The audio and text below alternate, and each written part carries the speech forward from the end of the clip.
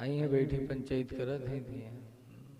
अब्बा अम्मा आए न हुई पठे दी इनका गिजा न सुने दिए वो तो वहाँ सोवत हुई। घर की तहरीर बच्चों से जाहिर होती है। बहुत से घर ऐसे हैं कि मेहमान पहुंचता है तो घर के बच्चों को पैसा देने लगता है तो बच्चे नहीं लेते।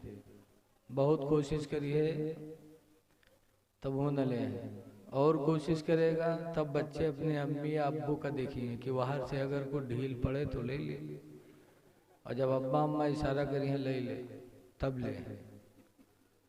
और कुछ बच्चे तो ऐसे हैं कि जैसे मेहमान पहुंचे थे वो के जेबे माथे खोसते थे। मजबूरन बेचारे का पैसा देख पड़त है, न देखो तो हूँ देख पड़त।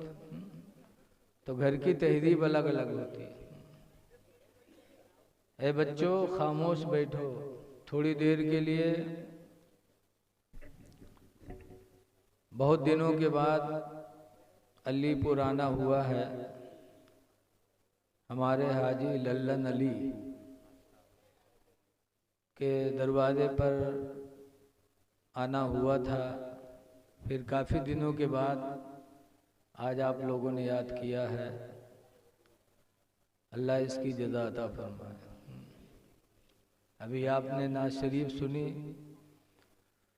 बहुत अच्छा पढ़ते थे, आप भी चाहते थे, मैं भी चाहता था पढ़ें, लेकिन कुछ वक्त इजाज़त नहीं दिया, हजरत ने ख़त्म कर दिया। नाते नबी सुनना सुनाना ये बड़ा अच्छा काम है और इसके रसूल की निशानी है।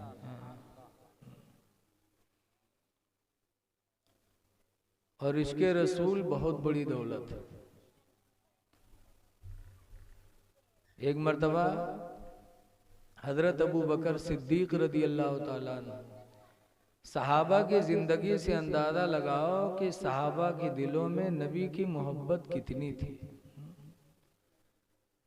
हजरत अबू बकर सिद्दीक रदी अल्लाह ताला अन्हु अल्लाह के रसूल से मिलने गए तो देखा कि हुजूर के दरवाजे पर भीड़ लगी है। बहुत से लोग अंदर जाना चाहते लेकिन इजाज़त नहीं मिल रही है। हजरत अबू बकर गए तो उनको इजाज़त मिल गई। क्यों मिल गई? हुजूर के ससुर थे, हजरत अबू बकर की लड़की सरकार की बीवी थी। तो अब समधी से तो ससुर से तो कोई पर्दा होता नहीं है। बोलो, ससुर से पर्दा है? अरे हाँ ना ही करो कुछ यार, की सब लोग कुंवारे में बैठे हो, कुछ तो समझते हो यार। ससुर से पर्दा नहीं है। और खुद वो हजरत आयशा के बाप थे तो बाप से पर्दा कहाँ?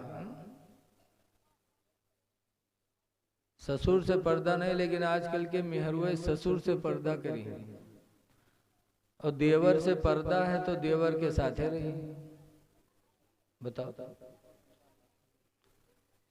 कुरान करीम में अल्लाह फरमाता है ला युब्दीन ज़ीनतहुन्ना, कि औरतें अपना बनाव संवार किसी को न दिखाएं। बात कहाँ की कहाँ चली गई? अपना बनाव संवार किसी को न दिखाएं, इल्ला लिबुलतिहिन्ना, मगर अपने शौहर को दिखाएं। औ आबाइहिन्ना, या अपने बाप को दिखाएं। औ आबाइ बुलतिहिन्ना, या अपने शौहर के बाप को दिखाएं, यानी ससुर को। तो ससुर के सामने, बाप के सामने, शौहर के सामने औरत बनाव संवार करके रह सकती है।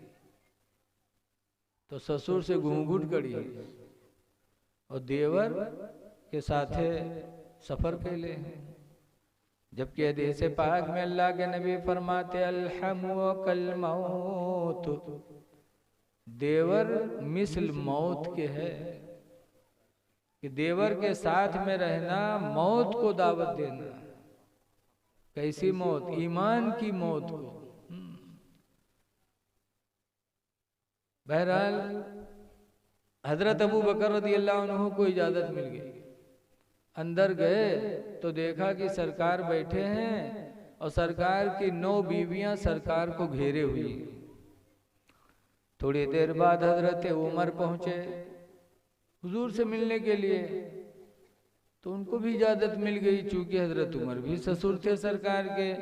हजरत उमर की बेटी हफ्सा नबी के निकाह में थी, उनको भी इजाजत मिल गई। तो हजरत उमर फरमाते हैं कि मैंने दिल में इरादा कर लिया कि हुजूर के पास जा रहा हूं और ऐसी बात करूंगा कि जिससे हुजूर को हंसी आए। पता चला किसी को हंसाना, किसी से ऐसी बात करना जिससे मुस्कुराहट आए, ये सहाबा का मिजाज था। तो हजरत उमर ठान के गए कि आज मैं अपने आका को हंसाऊंगा। गए तो कहने लगे, अल्लाह के रसूल, उस आदमी के बारे में आप क्या कहते हैं जिसकी बीवी खर्चा ज्यादा मांगती हो और वो न दे पाता हो?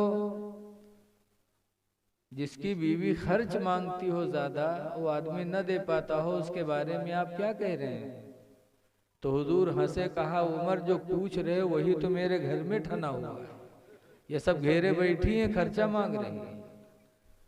जो खर्च मैं दे रहा हूं उस पर ये सब्र नहीं कर रही हैं, खर्चा मांग रही चारों तरफ से मैं बैठा हूं। सरकार नाराज हो गए, 29 दिन तक के अपनी बीवियों से बोले नहीं। 29 दिन तक नहीं बोले। तब कुरान की आयत नाजिल हुई, या अय्युहन नबी कुल ली अज़वाजिका, ऐ नबी तुम अपनी औरतों से कह दो, इन कुंतुन्ना तुरिदनल लाह व रसूला वद्दारल आखिरा। अपनी बीवियों से कह दो कि अगर इन्हें अल्लाह पसंद है और उसका रसूल पसंद है और आखिरत की जिंदगी पसंद है तो इसी पर सब्र करें, इसी खर्चे पर सब्र करें। और फिर आगे चल के हाफिज लोग बैठे होंगे, बताएंगे। थोड़ी दूर आगे चल के फिर है, व इन कुंतुन्ना तुरिदनल हयातद दुनिया व ज़ीनतहा, और इनसे कह दो कि अगर दुनिया की बनाओ संवार इनको पसंद है, दुनिया की जीनत पसंद है, दुनिया का मेकअप पसंद है, फ़तअलैना व उसर्रिहकुन्ना सराहन जमीला, तो ए नबी बीवियों को बुला करके इनको छोड़ दो, बुलाओ, इनका मामला साफ कर दो, जाएं दुनिया की जीनत इख्तियार करें। कुरान की आयत नाजिल हुई। तो सरकार ने अपनी औरतों को बुलाया। सबसे पहले किसको बुलाया? हजरत आयशा को बुलाया। कहा, आयशा,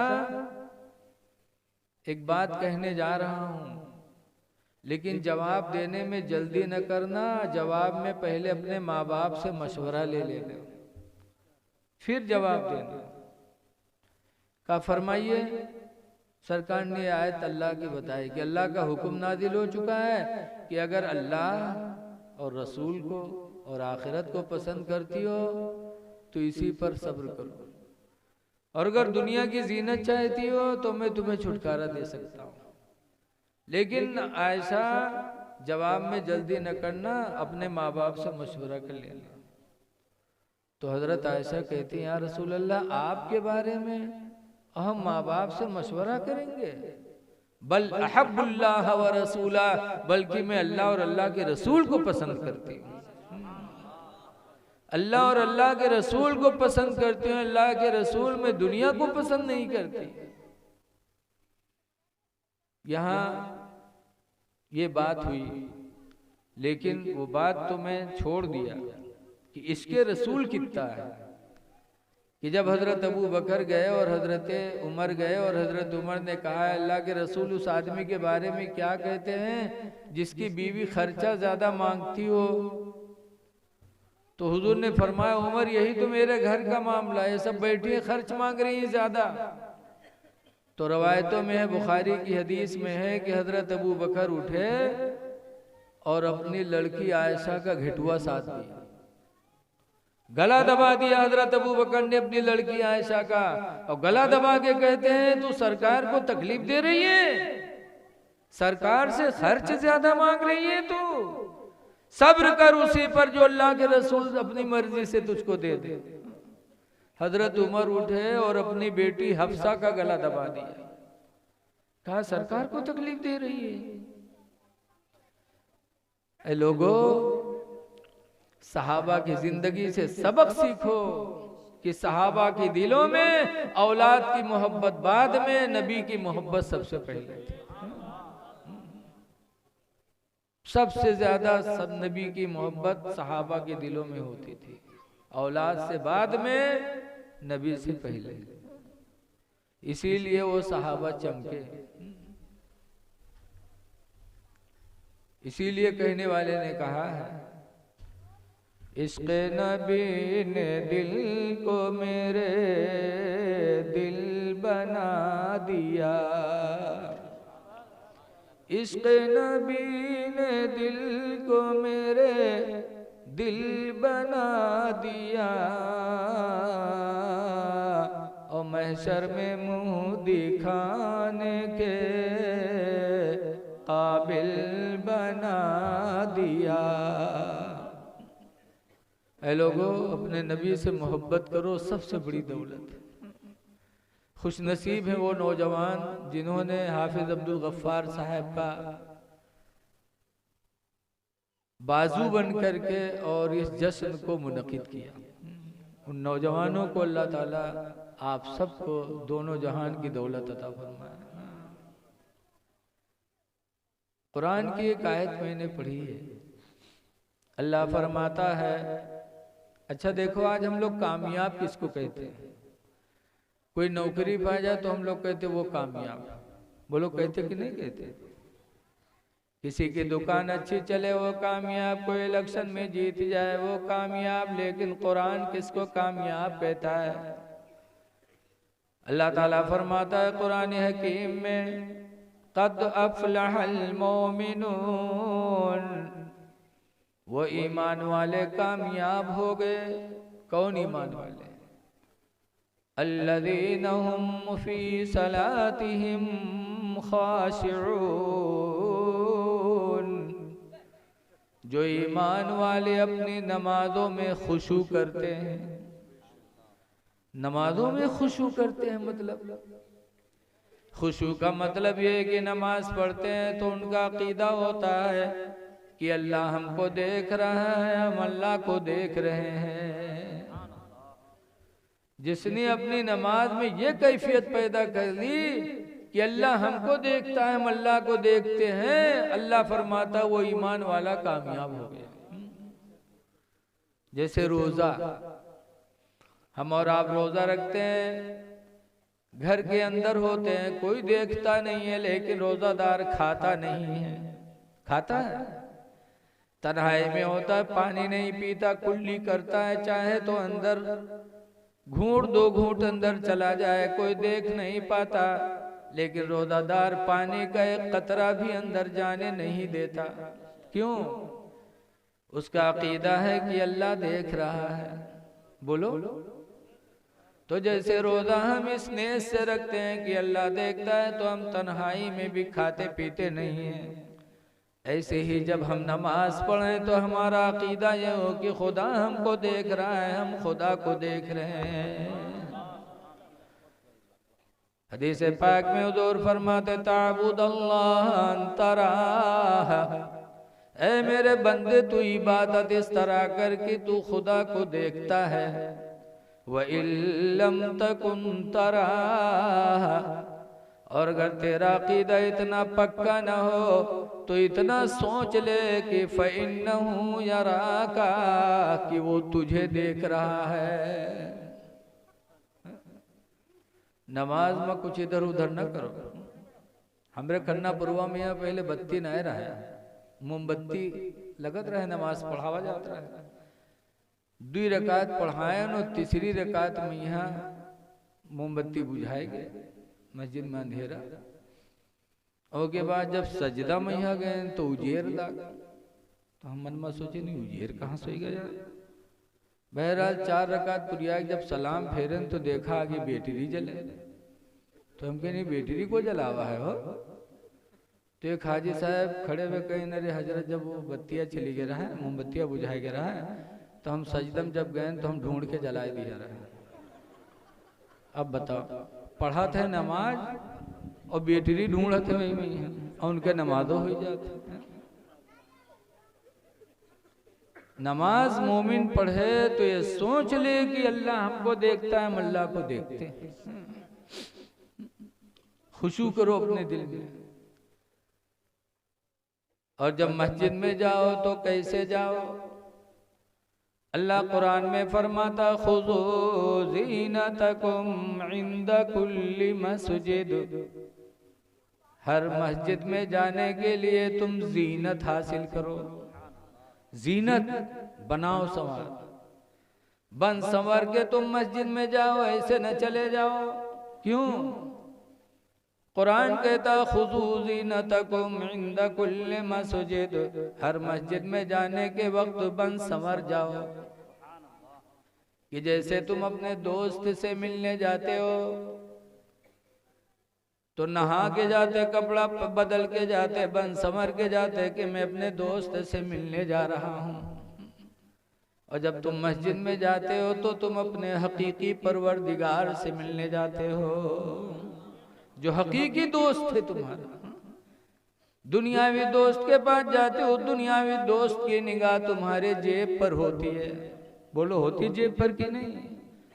अगर रास्ता भर रहा हो, खवाओ पियाओ ना तो दोबारा साथे जाइयो, न तुम जाइयो उनके साथे, न वो तुम्हारे साथे जाइए। का फायदा उनके साथ यार, मुंह बंद के। तो दुनियावी दोस्त की निगाहें हमारी जेब पर होती हैं, उससे मिलने के लिए हम बन संवर के जाते हैं। और जिस खुदा की रहमत हम पर होती है, उस खुदा से मिलने के लिए मस्जिद में हम ऐसे चले जाए। अल्लाह कहता बन संवर के आओ। लेकिन आज देखा जाता है जही है मस्जिद में ही नमाज पढ़े तो टोपी हिया परी है तो हिया ही परी है, आस्तीन समेटिन न है तो समटिन है, गला खुला है और पहुंचे बस अल्लाह अकबर, मालूम होता है हर भरा है। अरे तुम अपने रब की बारगाह में आया हो तो जरा तहजीब तरीके से जाओ, बादब बन के जाओ। बादब बानसीब, बेअदब बेनसीब। अदब करोगे तो नसीब बुलंद हो जाएगा। बहुत से ये घास छोड़ के पसीना से कपड़ा भीगा रहे हो, पहुंच जाइए मस्जिद में, खड़े हो जाइए जमात में। अपना पन नमाज तो कहते जो कुछ है ये है, अगल बगल वाले के नमाज बर्बाद करते हैं। जब बैठिए तो अगल वाला यार हटी, बाहर वाला बाहर हटी कि लाग न जाए पसीना। अरे साफ सुथरा होके जाओ, मनमानी नमाज ना पढ़ो, हर ना भरो, ऐसे न पकड़ के खड़े हो। और बहुत से लोग तो यहाँ तो ऐसे बनी है, उसके बाद जहाँ सऊदिया के चक्कर मारी और सऊदिया से घूम के आए, बन नंगे सर शुरू कहते हैं। नंगे सर नमाज पढ़ते हो? फुक़हा ने लिखा है, मसाइल की किताबों में लिखा है, नंगे सर नमाज पढ़ना मकरूह है, रसूलुल्लाह की सुन्नत के खिलाफ है। सरकार टोपी भी रखते थे और टोपी के ऊपर अमामा भी बांधते थे। हुजूर कहा करते थे अलैकुम बिल अमाइम, तुम लोगों पर अमामा है। क्यों? फ़इन्नहा सीमाउल मलाइका, इसलिए कि अमामा ये फरिश्तों की निशानी है। नबी साफा बांधे, टोपी रखे, उनका उम्मती नंगे सर पड़े। तो अव्वल तो नंगे सर पढ़े लगी हैं,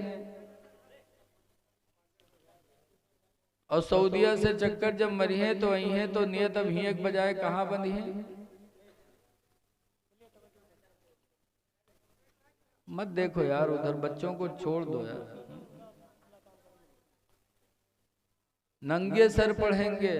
सऊदीया में ऐसा होता है। और बहुत से ये तो नंगे सर भी पढ़ेंगे और नेत बनी है तो कहीं है अल्लाह अकबर, हिया बंदी है। पूछो कहाँ गए? सऊदीया में ऐसे होता है। अरे सऊदीया वालों की तुम पैरवी करोगे तब हिदायत पाओगे कि अल्लाह और उसके रसूल की पैरवी करोगे तब हिदायत पाओगे?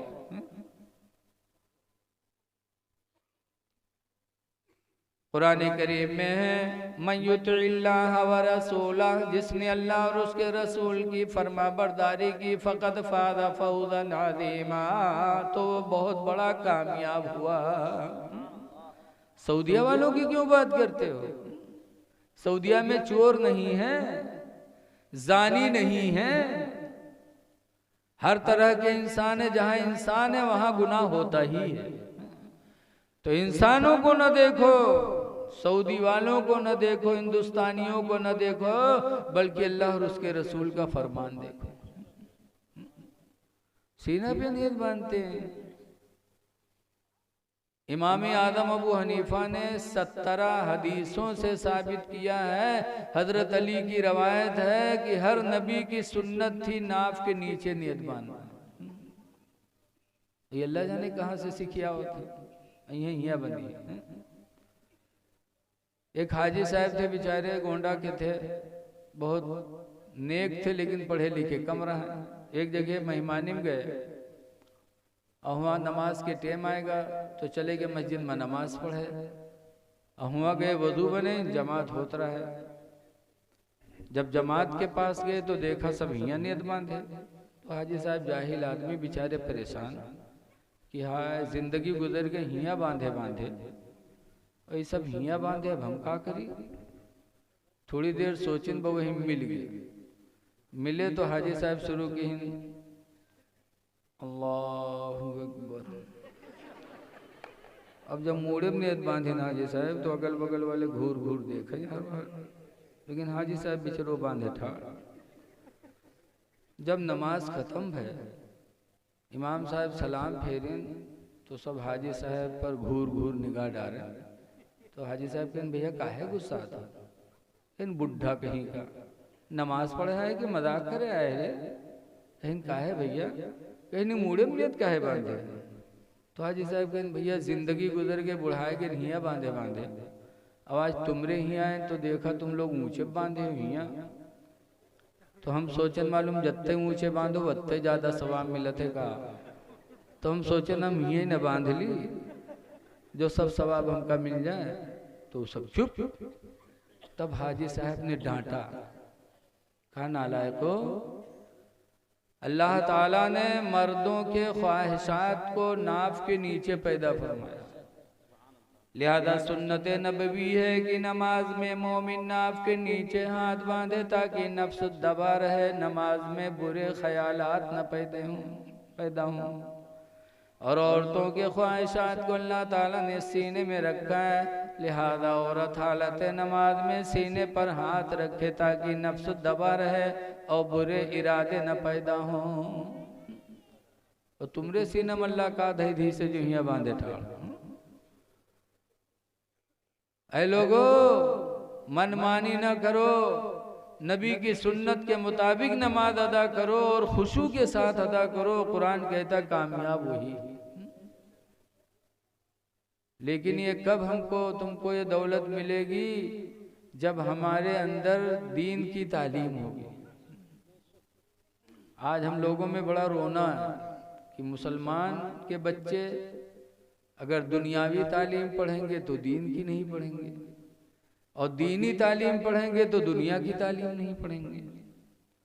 इसीलिए आज हमारा मुस्लिम माशरा पीछे जा रहा है। मदरसा चले गए तो मदरसा में ले दे वही कुरान शरीफ, वही उर्दू की तालीम। उन्होंने हिंदी अंग्रेजी नहीं जाना तो आने वाली जिंदगी उनकी अंधेरे में रहती है दुनियावी। और स्कूल में गए अरबी दीनी तालीम नहीं पाया तो दीन के एतबार से वो कोरे रह गए। ऐ लोगों, हम लोगों को भी मिजाज बदलना चाहिए अपने मदरसों का, कि मदरसे में सिर्फ वही तालीम न दो जिससे दीन संवरे, बल्कि उसके साथ साथ दुनिया की भी तालीम दी जाए जिससे हमारा बच्चा अपाहिज न बने, हमारा बच्चा मजबूर न हो। आज हम चंदा मांगते हैं मदरसे के लिए, नहीं मिलता, और फिर भी हम बदनाम भी हैं कि मौलवी खूब रसीद काटत है खात है। बोलो बदनाम है कि नहीं बदनाम? अगर मौलवी बढ़िया कपड़ा पहन ले तो देखी कोई तो कहे लागत है कोनो रसीद हाथी आए गए क्या। अगर फटा पुराना पहने तो कहे मौलवी पड़े बने का फायदा, देखो कपड़ों नहीं जो हाथ। और स्कूल वाले फीस लेते हैं, महंगी महंगी फीस भी मुस्लिम दे के अपने बच्चों को पढ़ाते हैं, और वो चंदा से भी बचते हैं उनके टीचर, और तनख्वाह भी पाते हैं, खुशहाल भी हैं। और हम भिखारी बन के भी बेईमान बन रहे हैं और परेशान के परेशान भी हैं। वजह यही है कि हमने मदरसों में वो तालीम ख़त्म कर दी, सिर्फ एक मौलवी रख लिया, बेचारा एक मौलवी क्या पढ़ाएगा। बड़ा अफसोस है, दीन का होना बहुत ज़रूरी है। तो अल्लाह का शुक्र है कि आप लोग यहाँ जमा हुए हो। ऐ लोगों, याद रखो, जिंदगी और मौत का कोई सहारा नहीं। बोलो, खुदा जाने किस वक्त बुलावा आ जाए, तो तैयारी कर लो, तैयारी कर लो। हिंदुस्तान पहले अंग्रेजों के हुकूमत में था, हिंदू मुसलमान सब परेशान थे, तो अंग्रेजों को भगाने के लिए जंग लड़ी गई थी। उस जंग में मौलाना सबसे आगे थे, मौलाना लोग सब कहते मौलाना डरपोकना होता, सबसे आगे थे मौलाना। 16,000 आलिम हिंदुस्तान में शहीद हुए थे।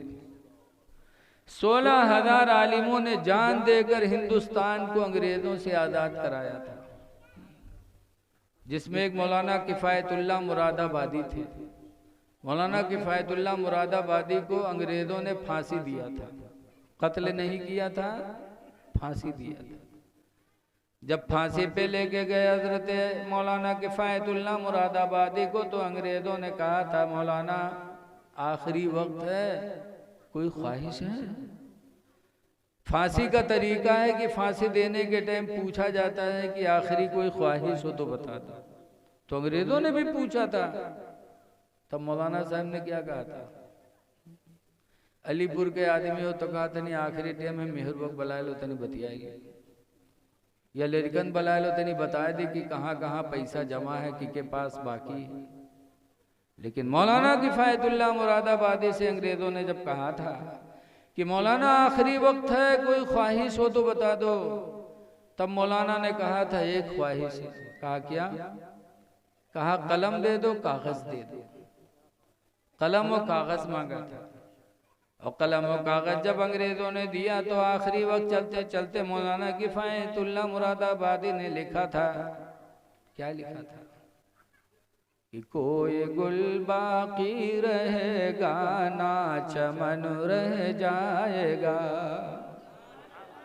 ऐ अंग्रेजों, मुझे फांसी दे रहे हो ये सोच करके कि हमको मार दोगे तुम हमेशा रहोगे ना। कोई गुल बाकी रहेगा ना चमन रह जाएगा, कोई गुल बाकी रहेगा ना चमन रह जाएगा, एक रसूलुल्लाह का दीन हसन रह जाएगा, एक रसूलुल्लाह का दीन हसन रह जाएगा। और हम सफीरो बाग में हैं, कोई दम के चहे। ये दुनिया बाग है और हम सब मुसाफिर हैं। थोड़ी देर के लिए हम सब इसमें बोल रहे हैं, चहचा रहे हैं मोरा। हम सफीरो बाग में हैं, कोई दम के चहे। और बुलबुलें उड़ जाएंगी, सोना चमन रह जाएगा। बुलबुलें उड़ जाएंगी, सोना चमन रह जाएगा। और अतुल सो कम ख्वाब की पोशाक पे नाज़ा न हो। ऐ लोगों, अपने पोशाक पे नाज न करो कि हमारा कपड़ा अच्छा है, हमारा गद्दा अच्छा है, हमारा बिस्तर अच्छा है ना। अतुल सो कम ख्वाब की पोशाक पे नाज़ा न हो। और इस तने बेजान पर खाली कफन रह जाएगा। इस तने बेजान पर खाले कफन रह जाएगा। तो ऐ लोगों, तैयारी करो, खुदा जाने कि इस वक्त बुलावा आ जाए। सहाबे किराम की जिंदगी देखो। एक सहाबी थे हजरत उमर फारूक आजम रज़ियल्लाहु अन्हु। इनके लड़के अब्दुल्ला मदीने के मदरसे में पढ़ते थे। एक दिन पढ़ने नहीं गए तो हजरत उमर फरमाते, बेटा पढ़ने नहीं गए? कहा, अब्बू जब तक आप मुझे नया कपड़ा बनवा के नहीं दोगे मैं पढ़ने नहीं जाऊंगा। कहा, क्यों बेटा? कहा, कल मेरे साथियों ने